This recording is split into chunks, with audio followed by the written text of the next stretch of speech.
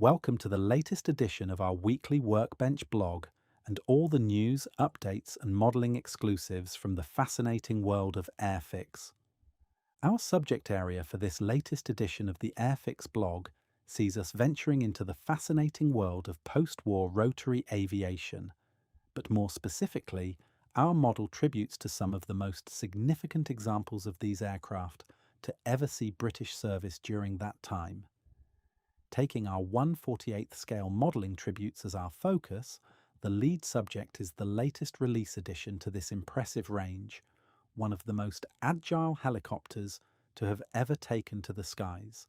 the incredible Westland Lynx AH-7. In addition to looking at the history of the Lynx and the three scheme options available with this latest kit release, we will also be taking this opportunity to feature some of its 1/48th scale rotary brothers in arms, kits which are also currently available on the Airfix website, kits which really do have to be considered as some of the most impressive modelling projects to have ever worn the Airfix badge. There isn't a fixed-wing aircraft in sight as we head into Rotary Weekend, with the incredible Westland Lynx at its vanguard. If you were to force people to consider the subject of aviation and suggest the aircraft types they were familiar with, most people would probably offer such aircraft as the Spitfires and Lancasters, which helped secure Allied victory during the Second World War, as their suggestions, or perhaps the Lightnings and Vulcans, which helped to maintain an uneasy peace during the terrifying Cold War period. If we took more of a civilian aviation approach to that question, Concorde will always be an aviation favourite, but aircraft such as the Boeing 737s and Airbus A320s will surely also feature heavily, as these are the much-loved machines that whisk us all off on our summer holidays each year. If we were to qualify that question slightly by asking people which aircraft they would hope to see if they found themselves in difficulty and needed to be rescued, the reply would be unanimous and unequivocal: a helicopter. The development of rotary technology gained real impetus in the years which followed the end of the Second World War, with the helicopter showing itself to possess the ability to do things other aircraft types were simply incapable of doing, making them invaluable assets in so many situations, both military and civilian. As helicopters became more reliable, with engine technology enabling them to carry ever heavier loads, their incredible versatility would see them positioned at the forefront of many a military intervention, and similarly spearheading relief and humanitarian responses in times of international crisis. Whether supporting military operations around the globe or coming to our rescue in times of need, the helicopter is viewed as an angel on our shoulders and indispensable in so many situations. Man's fascination with flight goes back centuries, with the ability to fly like a bird being something many great minds have contemplated over the years, not just at speed, but also to soar and hover like raptors and hummingbirds. Those early experiments all centered around the idea of having horizontally rotating blades positioned to produce lift, but as designs slowly started to jump from the drawing board to manufacturing workshops, it soon became apparent that there were significant limiting factors that would always pose challenges. These were the lack of a power plant light enough to get the craft in the air and a lack of controllability. The Wright brothers would captivate the world with their stunning flight achievement in December 1903, and with it took the search for manned, powered flight in a different and arguably more attainable direction. Despite their incredible success, rotary pioneers quietly continued their work in the background, making modest advancements and obtaining valuable research data, but with many attempts still resulting in failure and frustration. Those primitive, early machines often have something of a comedic appearance to them, but were no laughing matter for the brave men attempting to fly them, because they were literally taking their lives in their hands. Slowly overcoming the challenges of power and controllability, those early tests all involved aircraft tethered to the ground for safety reasons, but always saw modest advancements in their quest to develop aircraft with the ability to hover. Autogyros were an interesting development. Nut was still more traditional aircraft than helicopter, but the technology was advancing and it wouldn't be long now. During the 1930s, rotary aviation started to see some real advancement, with many significant firsts for helicopters all taking place during this decade. In Germany, the potential of rotary-powered flight was spectacularly demonstrated to the world when test pilot Hanna Reitsch flew the Focke-Wulf FW-61 inside the Deutschlandhalle Sports Stadium,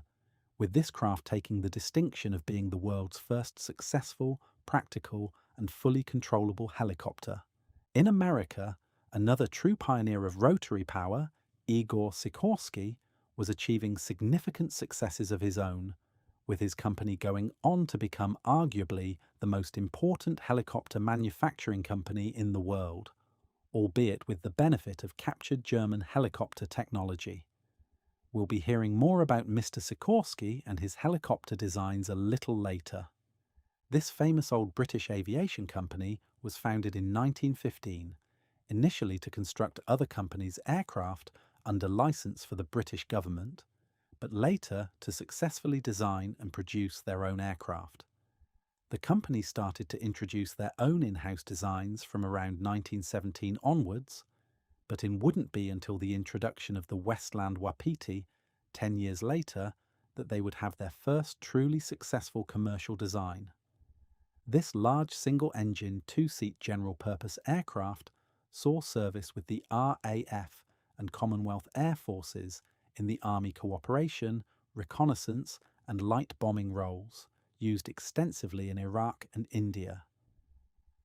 These aircraft started to be withdrawn from RAF service during the mid-1930s, although some were used by the Indian Air Force during the early stages of the Second World War. During World War II, Westlands were probably best known for producing more Supermarine Spitfires than any other manufacturer, but would also go on to design and build their own frontline aircraft. Their Whirlwind was an innovative twin-engined heavy fighter, one which has to be regarded as one of the more interesting British aircraft to see service during the Second World War, and we all know about the many impressive qualities of the STOL-capable Lysander, another Army cooperation aircraft, but one most fondly remembered as an aerial spy taxi. During the immediate post-war years, Westlands introduced their impressive Wyvern, a mighty carrier-based strike fighter which was powered by a massive twin contra-rotating propeller, another design which illustrated the design credentials of this forward-thinking company. It was around this time, though, that officials at the company decided to take Westlands in a new direction, turning their backs on the world of fixed-wing aircraft production to concentrate on the manufacture of the latest helicopter designs. With a manufacturing agreement with the industry-leading American Sikorsky Corporation in place, this decision would prove significant for the future of Westlands, as they themselves would become world leaders in the production of helicopters and the further advancement of rotary air power. Their rotary future started to take shape with the licensed production of the Sikorsky S-51 helicopter, with the Westland design making its first flight in 1948. The British-built variant was referred to as the Westland Sikorsky, WS-51 Dragonfly, and 72 of these extremely distinctive helicopters would eventually be produced in the UK for the Fleet Air Arm. These aircraft performed training, communications, and search and rescue roles, but with its high fuselage, distinctive heavy glazed cabin area, and incredibly long tail boom, this aircraft must have been an incredibly difficult one to operate, formed the confined decks of a British aircraft carrier. As rotary technology continued to evolve, the Westland Aircraft Company would go on to produce such classic helicopters as the WS-55 Whirlwind, the WS-58 Wessex, and the WS-61 Sea King, in addition to the earlier and slightly smaller Sioux, Scout and Wasp designs. With a series of successful collaborative Sikorsky helicopter projects already behind them, When work on the new Westland Type WG-13 helicopter began in the mid-1960s, things would be rather different from what had gone before.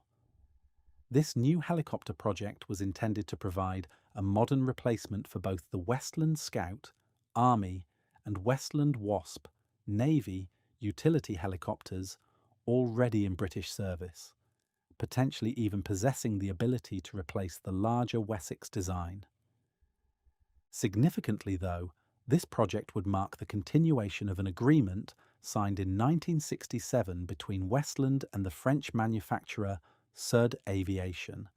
later to become Aerospatiale, where the combined technical, manufacturing and marketing strengths of both companies would be brought to bear in developing an industry-leading new multi-role helicopter. The French company would take a 30% stake in the production work for the new helicopter, leaving Westlands with the majority share of the work, but with the deal also seeing France committing to purchase significant numbers of the new helicopter. Both the French Army and Navy were scheduled to be equipped with the new helicopter, with the Army taking a much modified armed reconnaissance variant of the aircraft, but with Britain committing to purchase both the Aerospatiale Gazelle and Puma for their own armed forces, a deal which seemed to work well for both countries. As proved to be the case, Britain did take the two French helicopters. However, the French Army subsequently withdrew their interest in the new helicopter, leaving the project to progress without this important sales support. The new Westland helicopter, Lynx, was going to be an advanced multi-purpose design possessing both military and civilian market application potential. An incredibly ambitious design, the Lynx was always intended to be a groundbreaking aircraft, one incorporating radical new technologies and cutting-edge manufacturing techniques, one which would go on to set many performance records in the world of rotary aviation. In this regard, it has to be regarded as something of a rotary aviation classic. When the Westland Lynx prototype embarked on its maiden flight on the 21st of March 1971, it was clear from that early stage that the company had a very special aeroplane on their hands. As these developments flights continued into the following year, the Lynx would go on to set several new speed records for a helicopter, something the Lynx would continue to both pursue and be associated with for the rest of its service life. Indeed, on the 11th of August 1986, it would go on to set the absolute speed record for a helicopter of 249 miles per hour,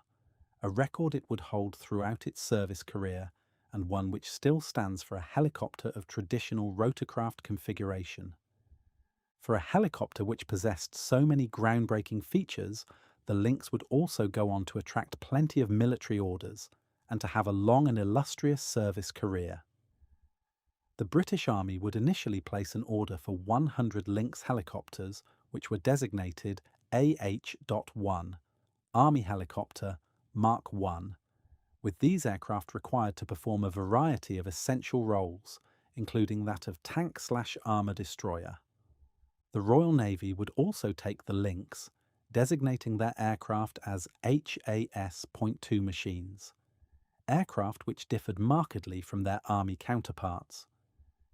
In addition to possessing the ability to carry different weapons for use in maritime operations, the Navy Lynx differed visually in that they replaced the skid landing gear of the Army Lynx helicopters with an unusually angled tricycle undercarriage arrangement. These aircraft also employed an ingenious deck restraint system to hold the helicopter securely when landing on the moving deck of a ship at sea, mounted sea spray radar equipment on the nose of the Lynx, and incorporated folding rotor blades for ease of stowage aboard a Royal Navy ship. These Navy Lynx derivatives also incorporated an emergency flotation system, an essential safety feature should an aircraft suffer damage or mechanical malfunction and be forced to make a landing on water. Crucially though, with the Westland Lynx now in service, Britain now had one of the most advanced helicopters in world service at their disposal, and they were keen to show what their new Lynx could do. As one of the world's most significant post-war helicopter designs, the Lynx has long been a popular kit subject within the Airfix range, appearing initially in British Army AH-1 variant guise back in 1975, and subsequently as the Navy derivative the following year, both released in 1/72nd scale. Going on to prove a perennial bestseller with modelers both here in the UK and across the world, the Lynx as a modelling subject would also go on to receive a significant tooling upgrade boost in 2021, with the launch of a spectacular new 1/48th scale kit. This stunning new kit, which was again released in two variant options, with the British Army AH-7 appearing first, followed by the MK88A/HMA.8 and MK90B naval variants. This larger scale really does suit the appealing lines of the Lynx, with this kit unquestionably standing as one of the most accomplished kits in the entire Airfix range, one which builds into a spectacular display piece, a fitting scale tribute to the legacy of this record-breaking helicopter. As such, the 1/48th scale Lynx kit has always enjoyed plenty of support from modelling enthusiasts everywhere. For these reasons, having a 1/48th scale Lynx kit in our range is always something to celebrate. So as we hadn't previously had the opportunity to mark this latest triumphant release addition to the current range, we thought it about time we let the Lynx have its time in the blog spotlight. With new artwork and built kits finished in each of the three new schemes available at our disposal, Rotary modelling enthusiasts are in for a real treat this time around. As one of the fastest and most agile helicopters in the world, the Lynx was quick to make a name for itself on a world stage, but in British Army service established itself as a rugged and capable battlefield support helicopter. Although the Lynx is always associated with its impressive speed and agility, it would also serve the British Army with distinction for more than 38 years, taking on any role attributed to it with consummate ease and proving invaluable on the battlefield. When configured to carry troops, it could carry between 6 and 9 troops dependent on the role they were being deployed to perform and the amount of equipment that would require, and for self-defense, 2 plinth-mounted machine guns ensured that this rotary big cat was more than capable of showing its claws. When used in an anti-tank/anti-armor role, the Lynx could be equipped with 8 BGM-71 TOW missiles, more accurately described as tube-launched, optically tracked, wire-guided missiles, carried in 2 banks of 4 launch tubes on either side of the aircraft. In this configuration, the Lynx was fitted with roof-mounted sighting equipment, allowing the crew to mount look-down attacks against tanks, armoured vehicles, and against enemy fortified defensive positions. Even when not equipped with tow missiles, Lynx crews could be called upon to reconnoitre enemy positions to target armour for other units, or stealthily deliver ground-based anti-tank crews to strategic locations on the battlefield. Operationally, the Lynx would make its combat debut during the Falklands War of 1982, but during its impressive service career would serve through no fewer than 22 conflict hotspots and equip 17 Army Air Corps squadrons at one time or another. During that impressive career, the British Army Lynx would benefit from one main upgrade programme, but it was a significant one. The Lynx AH-7 variant benefited from more powerful Rolls-Royce GEM turboshaft engines, be made even more robust an aircraft, and receive a host of other performance-enhancing improvements. These included a new, more capable gearbox, new main rotor blades, and a new, larger composite tail and tail rotor design, all O, which were intended to make this already capable helicopter even more effective in all its many roles. 12 examples of this new, upgraded variant were produced by Westlands. However, the majority of the Army's AH-7 Lynx force was made up of existing AH-1 helicopters, which underwent upgrade to this new configuration. This program was so extensive that we forgot to mention the Lynx's improved avionics equipment and upgraded defensive aid package. This was quite the machine. Ultimately, time even managed to catch up with the mighty Lynx, and in an age of digital technology, the Army's hands-on helicopter was starting to show its age. She made her service bow in 2018, but only did so by passing on many of its secrets to its replacement, the Wildcat Mark I, an aircraft with which it shares many visual similarities. In an international attempt to stabilize the hostile situation in the Balkan region during the 1990s, United Nations and NATO peacekeeping forces were deployed to the region in some force, with the helicopters of the British Army Air Corps making a significant contribution over a 12-year period. They deployed Lynx and Gazelle helicopters, with some arriving loaded in the back of Hercules transport aircraft, but with others making the 1,500-mile flight under their own steam. Although these helicopters were often required to operate in remote mountainous regions and throughout all seasons, the reason they were painted white was to make them highly visible to all sides in this conflict, including the international peacekeeping forces. This distinctive scheme was intended to identify the helicopters as performing a peacekeeping role and not operating in support of any of the former warring factions, hopefully endearing them to the locals and keeping crews safe from being targeted by small arms. There are several really clear pictures showing this distinctively presented UN Lynx operating out of Split Airport, each one showing how mountainous the surrounding terrain was for crews,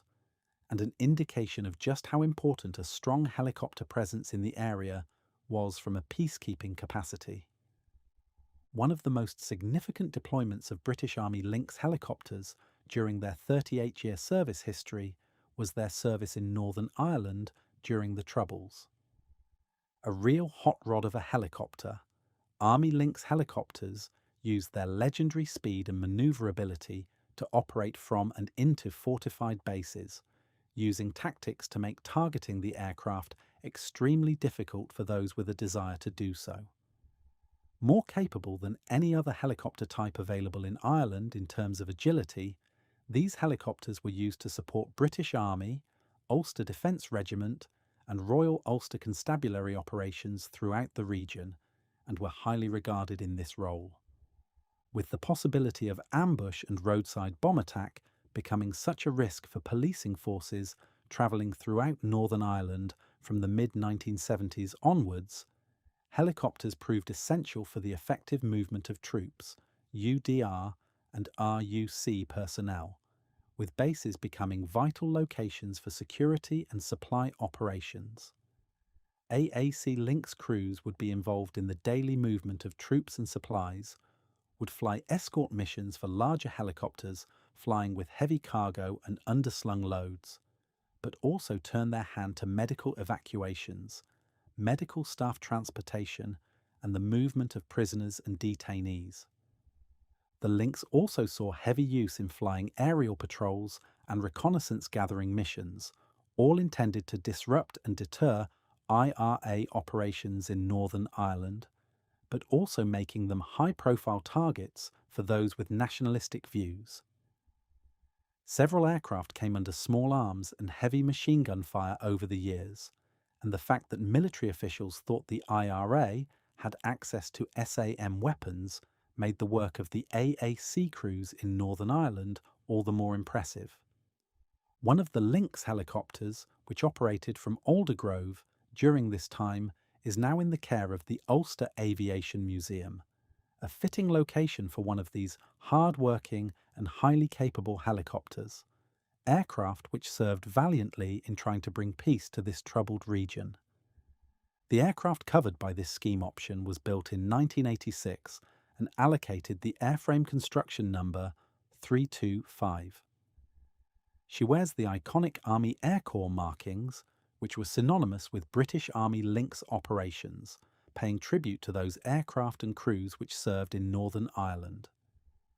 At the end of her service career, she served as an instructional airframe at the Defence College of Aeronautical Engineering at Arborfield, but with the closure of this facility, was subsequently transferred to the Defence School of Electronic and Mechanical Engineering at Lyneham, where she is thought to still remain. In the aftermath of conflict breaking out in Bosnia and Herzegovina during the early 1990s, NATO embarked on its first major crisis response to the region, with an implementation force deploying in late 1995 to be replaced by a stabilization force the following year. The aim of the stabilization force was to ensure a stable and safe environment for civil and political reconstruction, and to this end mounted patrols to reassure the population of their presence and to deter any resumption of hostilities. Additional duties would involve the search for and arrest of those accused of war crimes, supporting the massive demining operation, and providing armed support for any official bodies engaged in those same activities. Vital to the support of these important operations, helicopters were deployed in large numbers, with Britain sending aircraft from all branches of their armed forces, including the speedy Lynx AH-7 aircraft of the Army Air Corps. These helicopters undertook all manner of mission taskings, from humanitarian and casualty evacuation flights to high-profile patrol flights and supply drops, with crews able to respond at a moment's notice and being capable of operating both into and out of even the most inhospitable of locations. These missions were crucial in also serving as high-profile policing flights to ensure all sides honoured any ceasefire agreements in place, whilst at the same time providing reassurance to the civilian population that the international community was taking their plight seriously and were there to ensure things didn't get out of hand and return to conflict. UN S-4 Lynx helicopters would also be regularly called upon to undertake supply drops and support missions, but always carrying the threat of bringing aerial firepower to bear should any situation require such a response. With the ability to operate from land bases such as the one at Divulge Barracks, or from ships holding off the coast, these aircraft were invaluable when it came to this type of operation, helping to ensure peace, but never relinquishing its offensive threat. Lynx ZE 378 was built as an AH-7 variant in 1986 and allocated the construction number 322.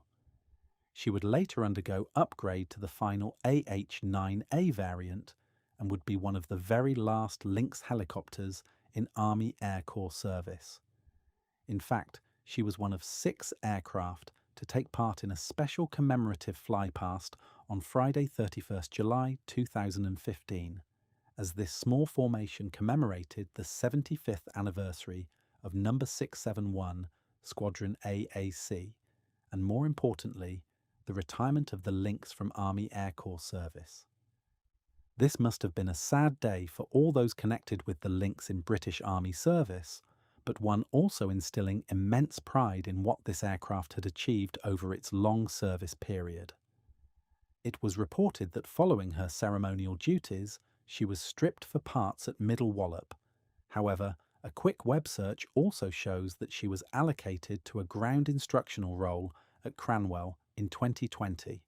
which seems a much more fitting retirement for a much-loved Lynx. A great-looking helicopter from any angle, the Westland Lynx really does lend itself to scale representation in the slightly larger 1/48th scale. And when you have one residing majestically within any collection of built models, it isn't hard to understand why the Lynx continues to be so highly regarded as a helicopter type, and sorely missed by those who served in and around them. The new Wildcat is clearly much more capable than its predecessor and bears more than a passing resemblance to it, but does it possess the same charm? Only time will tell if it will ever occupy a similar position in our hearts, but in order to fuel our Lynx devotion, we're delighted to say that our 1/48th scale Westland Lynx AH-7 is now in stock and available. Unquestionably one of the best-looking model kits to ever grace the Airfix range, Make sure you grab at least one of these beauties whilst you can, as you don't want to run the risk of it being another 10 years before it's released again. Well, we are in Rotary Weekend. Big brother of the Lynx, the Sea King is perhaps the best loved of all the Westland-produced helicopter types. Over the years here on Workbench, we've discussed the many modelling merits of kits produced in 1/48th scale, and how these slightly larger models manage to convey the power and majesty of some of the world's greatest aircraft in a more appealing manner. We have mainly mentioned this when talking about fighting aeroplanes of the Second World War, such as the Mustang, Curtiss P-40 and Blenheim, but it also holds for post-war helicopters, like the Lynx, but also the Westland Sea King. When our 1/48th scale Sea King kit was announced as a surprise release back in 2023, we really did catch the hobby off guard somewhat, but presented them with a kit many modelers have been dreaming of for some time. Though we say so ourselves, we think we really delivered with this beauty. As we currently find ourselves in Rotary Weekend, we couldn't let this opportunity pass without also including the current Sea King kit offerings we have available, but only by featuring the scheme options which inspired the creation of their respective box artwork images. Starting with the first release, this kit presents the Sea King at the very start of its British service story, in the colours of the Fleet Air Arm. Sea King 15666 was built as part of the first Royal Navy order for 56 HAS.1 helicopters by Westland Helicopters at Yeovil in 1970, making her first flight on the 23rd of June that year. Early the following month, she was delivered to the Royal Navy at RNAS Culdrose and initially allocated to Number 826 Naval Air Squadron and given the codes E.144. Although assigned to HMS Eagle, one of her earliest taskings was to represent the future of the Fleet Air Arm at that year's Farnborough Air Show, where she arrived resplendent in her distinctive overall navy blue scheme to the delight of the gathered masses, an example of one of the most advanced aircraft of her kind to be found anywhere in the world. In HAS-1 configuration, the Sea King was a submarine hunter/killer first and foremost, with the capability to perform any number of less offensive yet still important duties as and when required. The spacious cabin of the Sea King provided plenty of room for equipment installation and allowed crew members to stand up when moving around in this section of the aircraft, with all this additional space surely making this quite a pleasant environment to work from. The Sea King featured an array of advanced features which had been perfected for use on helicopters over the years, including a sophisticated auto-hover system, which proved invaluable both when attempting to detect submarines and whilst performing the search and rescue role. Other automated systems fitted to the aircraft made the task of operating this aircraft in the demanding environments it was required to work in much less onerous for its crew, and with its increased operating range, combined with the reassurance of twin-engine serviceability and built-in systems redundancy, the Sea King quickly became a favourite with those selected to serve aboard them. Significantly, the Sea King presented the Royal Navy with an exceptional aircraft which possessed the ability to operate over greater distances than ever before, with longer on-station capability and the ability to operate in all weather conditions by both day and night. The Sea King had already started to build its impressive reputation. In the anti-submarine role, a typical crewing would consist of the pilot, who would captain the aircraft, and co-pilot, who would actually fly the aircraft. These would be joined by a sonar operator and anti-submarine control officer, with the latter having the responsibility of taking control of the aircraft when involved in a search and attack scenario. Using a combination of its powerful sonar and navigation equipment, the Sea King could detect an enemy submarine, whilst at the same time coordinate operations with other friendly aircraft and surface vessels in the vicinity, and should an attack be authorized, it was more than capable of dealing with the detected threat. The HAS-1 could be equipped with 4 Mk-44 homing torpedoes or 4 Mk-2 depth charges, but if the situation demanded, could also deliver a nuclear depth bomb. It provided the Royal Navy with a truly autonomous anti-submarine detect and destroy capability. In addition to operating from RNAS Culdrose, which at that time was the largest and busiest helicopter base in Europe, XV-666 Damien operated from the decks of both HMS Tiger and HMS Eagle and would go on to have a long and illustrious career. The second release from our Westland Sea King tooling presented this iconic helicopter in action mode, an aircraft which may still have retained its naval identity, but one used to transport shock troops to action hotspots around the world. These Sea Kings really did mean business and were helicopters with attitude. The lead scheme presents the Commando in its beautifully sinister olive green finish, making an interesting contrast to the initial release which preceded it. Although the Falklands Air War is usually associated with the Sea Harriers, which performed with such distinction in protecting the British Task Force, or the Avro Vulcans, which mounted the longest bombing raid in history, the contribution made by Britain's helicopter force during the conflict was also crucial to the eventual success of the operation. Westland Sea King H C4Z A298 C/NW A912 was built by Westlands in 1981, making its first flight on the 21st of August that year, prior to being delivered to the Naval Aircraft Support Unit at RNAS Culdrose. Unusually, she returned to Westlands later that year to be used on a sales tour of Algeria, where the aircraft wore the civilian registration GBJMN. ZA298 was one of 15 Fleet Air Arm Sea King H C.4 helicopters to take part in Operation Corporate, Britain's military operation to retake the Falkland Islands from Argentinian invasion in 1982, where they would work tirelessly transporting troops and supplies and delivering and extracting special forces around the region. She was assigned to HMS Hermes at the start of the operation, but was detached to the amphibious assault ship HMS Fearless, from where she assisted with the evacuation of personnel and casualties HMS Coventry, after she had been hit by bombs from Argentinian A4 Skyhawks. Sea King ZA298 would herself be targeted by A4 Skyhawks on 13th June 1982, when 2 aircraft screamed over the Falkland Islands and took potshots at the helicopter having just released their bombs. A 30mm cannon shell hit one of the helicopter's rotor blades, with the aircraft being forced to make an immediate heavy landing. Incredibly, in the heat of battle, technicians replaced the blade in less than 2 hours, with ZA298 taking to the air again immediately after, continuing to provide her invaluable support.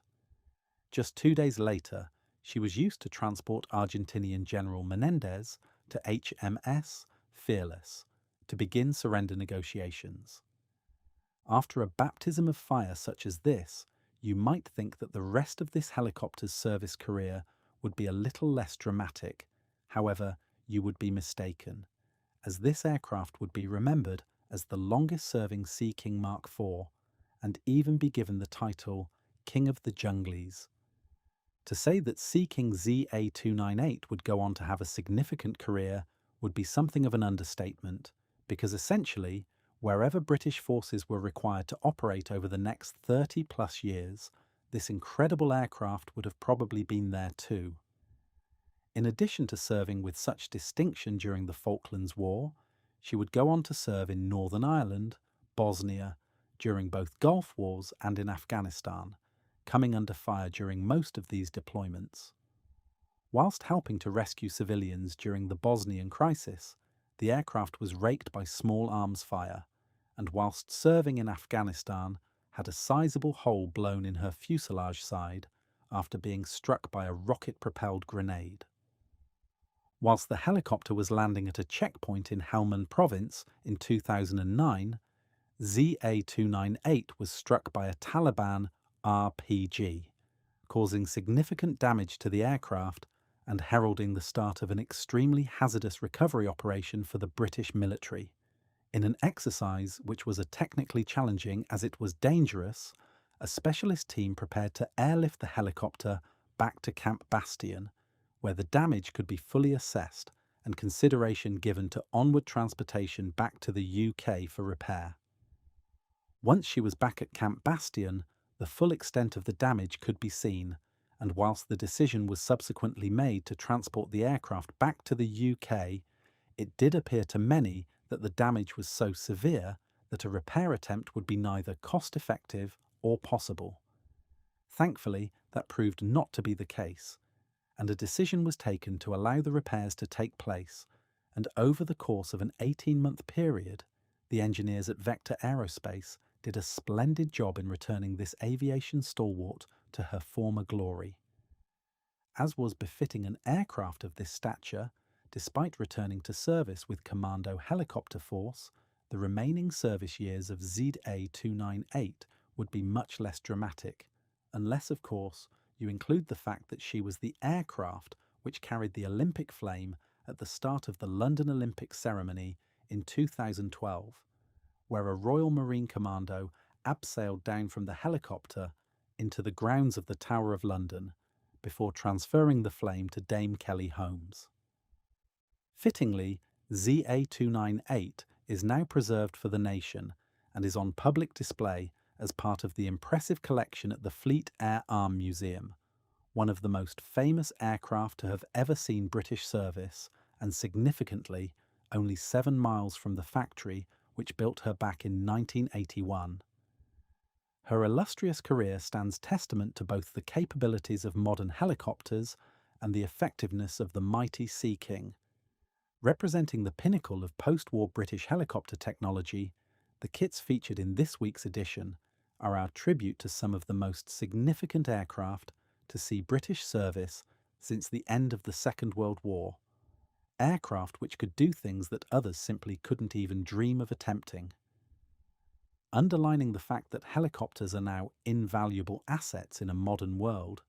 these magnificent machines perform a multitude of military and civilian tasks. But crucially, when any military situation requires boots on the ground, that can't happen without the support of helicopters. If you're of a mind to produce a scale modelling tribute to these incredible aircraft, the current Airfix range has plenty of inspiration for you, and currently, all the kits featured in this latest edition are in stock and available. We're afraid that's all we have for you in this latest edition of the Airfix blog, but we will be back next Friday with more project development updates and the very latest Airfix kit exclusives. In the meantime, we're always keen to hear your views on all things Airfix, and in particular, any thoughts and opinions you may have regarding our Workbench blog. If you would like to drop us a quick line, could we please ask that you use our Workbench at airfix.com email for all correspondence?